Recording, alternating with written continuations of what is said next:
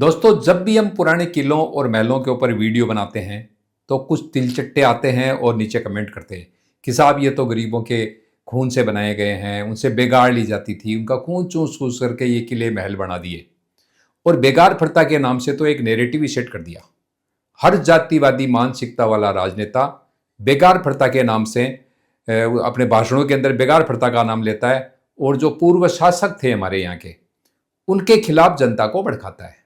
पर आज के इस वीडियो में हम आपको इस कथित बेगार प्रथा की सच्चाई से रूबरू कराएंगे कि ये बेगार प्रथा थी क्या, या बेगार के नाम पे जो लोग काम करते थे वो क्यों करते थे। ऐसा क्या उनके उनके मन के अंदर अपने राजा या जो जागीरदार या सामंत होते थे उनके प्रति उनके पास उनके अंदर आत्मीयता की कितनी भावना होती थी कि वो इस तरह का काम करते थे। तो दोस्तों, राजस्थान और भारत का इतिहास सिर्फ किताबों में नहीं, आज भी लोगों के दिलों में जिंदा है। भले ही आज के समय में कुछ राजनीतिक बयान रियासतकालीन शासकों को लेकर के सवाल उठाते हों, लेकिन एक सच्चाई यह भी है कि जनता का जुड़ाव आज भी अपने पुराने शासकों और योद्धाओं से खत्म नहीं हुआ। आज भी जनता उनकी जयंतियों पर बड़े बड़े कार्यक्रम करती है और उनको उत्साह और हर्षोल्लास के साथ मनाती है। अक्सर यह कहा जाता है कि राजा महाराजा और सामंत अपनी प्रजा से बेगार करवाते थे, यानी बिना मेहनताना काम करवाते थे। लेकिन क्या इतिहास की हर कहानी सिर्फ एक नजरिए से देखी जा सकती है? इतिहास के कई उदाहरण बताते हैं कि अकाल और संकट के समय राजाओं ने निर्माण कार्य शुरू करवाए ताकि लोगों को काम मिले और भोजन भी। यह व्यवस्था कहीं ना कहीं आज के काम के बदले अनाज योजना जैसी योजनाओं से मिलती जुलती नजर आती है। सरकार द्वारा पूर्व में क्रियान्वित की गई काम के बदले अनाज योजना, जिसे अंत्योदय योजना के नाम से हम जानते हैं, उसकी सराहना पूरा विश्व कर चुका है। और ये जितने भी किले महल हैं, जैसे आज जोधपुर का आप उमेद भवन ले लीजिए, वो भी अकाल रात के अंदर बना हुआ है।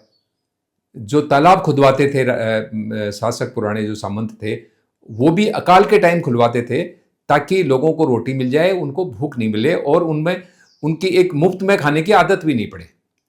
और आज भी मंदिरों में, गुरुद्वारों में लोग कार सेवा करते हैं बिना किसी मेहनताने के। उनको क्या लालच है भाई? वो क्यों करते हैं? क्यों? क्योंकि वहां जुड़ाव है, आस्था है, भावना है। तो सवाल उठता है कि क्या हर निस्वार्थ सेवा को बेगार कहा जा सकता है? क्या अंत्योदय योजना बेगार थी? क्या कार सेवा जो होती है वो बेगार होती है? जो हम कई बार हम कॉलोनियों के अंदर और गांवों के अंदर श्रमदान करते हैं सफाई वगैरह के लिए, तो क्या वो बेगार होती है क्या?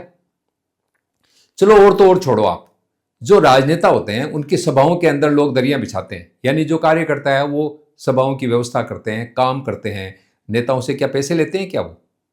तो क्या वो बेगार है? मतलब जो नेता कार्यकर्ताओं से काम करवाते हैं तो क्या वो बेगार लेते हैं क्या? अब जरा ये दृश्य देखिए, पश्चिम बंगाल का कूच बिहार। यहां हर साल एक महान योद्धा वीर चिल्लाराय जी की जयंती पर लाखों लोग एकत्रित होते हैं। इस समारोह का आयोजन राज्यसभा सांसद नागेंद्र राय उर्फ अनंत महाराज करते हैं।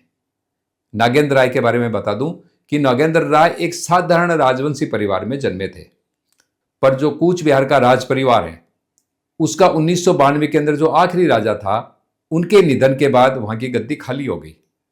तो वहां की जनता ने एकत्र होकर के और काबिल समझ करके नागेंद्र राय को अपना महाराजा मान लिया और उनका वहां पे एक राज तिलक कर दिया। अब अपना महाराजा मान करके मतलब वो वहां की जनता जो है वो उनके प्रति पूर्व आस्थावान और समर्पित है। ये महाराजा ही ये कार्यक्रम आयोजित करते हैं। तो ये जो वीर सूर्या विश्व महावीर चिल्लाराय जी की जो जयंती है, ये 3 दिन तक चलती है। और ये जो आयोजन होता है, यहाँ पे इतने जो लाखों लोग आते हैं उनके रहने के लिए और उनके बैठने के लिए, ये जो आप ये देख रहे हैं ना इतना बड़ा टेंट, ये टेंट कोई वेबसाइट टेंट वाला नहीं लगाता और न ही यहाँ कोई बड़ा ठेकेदार आता है। यहाँ पर सब कुछ जनता करती है। लोग अपने घरों से बांस लेके आते हैं, खुद टेंट लगाते हैं, महीने भर पहले से ही यहाँ आ जाते हैं और हजारों लोगों का जो खाना यहाँ बनता है वो लोग मिलकर बनाते हैं। अब आप ये देख लीजिए, ये सैकड़ों भट्टियों के ऊपर इन पे कढ़ाइयाँ चढ़ी हुई है और इनके अंदर भोजन बन रहा है। और सबसे बड़ी बात, यहाँ काम करने वाला कोई भी व्यक्ति मेहनताना नहीं लेता। क्योंकि जब मैंने कईयों से पूछा था तो उन्होंने कहा साहब मेहनताना किससे लें, ये तो हमारा काम है, हम अपने लिए कर रहे हैं। तो मेहनताना किस बात का, ये हम अपने लिए कर रहे हैं, राजा हमारा है। तो ये, और दूसरा एक चीज और है कि आप यहां देखिए, ये लाखों की भीड़ इकट्ठी है और यहां पे व्यवस्था बनाए रखने के लिए पुलिस नहीं है, बल्कि हजारों स्वयंसेवक जो नारायणी सेना के रूप में यहां पे तैनात है और वो व्यवस्था करते हैं। आप इस भीड़ के अंदर ये जितने भी सफेद पगड़ी और सफेद ड्रेस के अंदर ये जिन कार्यकर्ताओं को देख रहे हैं ना, ये सारे के सारे नारायणी सेना के कार्यकर्ता है। और ये कहा जाता है, वहाँ के जो नारायणी सेना के लोग हैं वो दावा करते हैं कि हम 1 लाख नारायणी सेना के कार्यकर्ता हैं, 1 लाख से भी ज़्यादा है, ये वो बोलते हैं। तो यहाँ की जो सारी व्यवस्था है, यहाँ का जो अनुशासन है रखना है, कायम रखना है, वो सारा नारायणी सेना के जिम्मेदार होता है।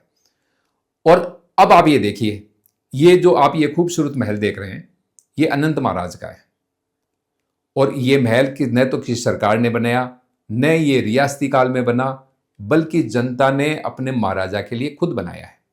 और इसकी सार संभाल, मेंटेनेंस, सजावट का काम, ये सारा कुछ जनता खुद करती है, क्योंकि उनका अपने महाराजा से एक भावनात्मक रिश्ता है और वे अपने महाराजा के लिए या उनके आदेश पर कुछ भी कर गुजरने के लिए तैयार हैं। इतिहास को समझना सिर्फ आरोप लगाने से नहीं, बल्कि हर पहलू को देखने से संभव होता है। और शायद यही कारण है कि आज भी भारत की जनता अपने इतिहास और अपने वीरों से दिल से जुड़ी हुई है। ऐसे ही अनछुए पहलुओं और इतिहास पर बने वीडियो देखने के लिए हमारे चैनल को आप फॉलो कर लीजिए और सब्सक्राइब कर लीजिए, ताकि हम जो नए वीडियो बनाते हैं उसकी सूचना आपको मिल जाए और आप उन वीडियो को देख सकें। धन्यवाद। जय हिंद, जय भारत, जय राजपूताना।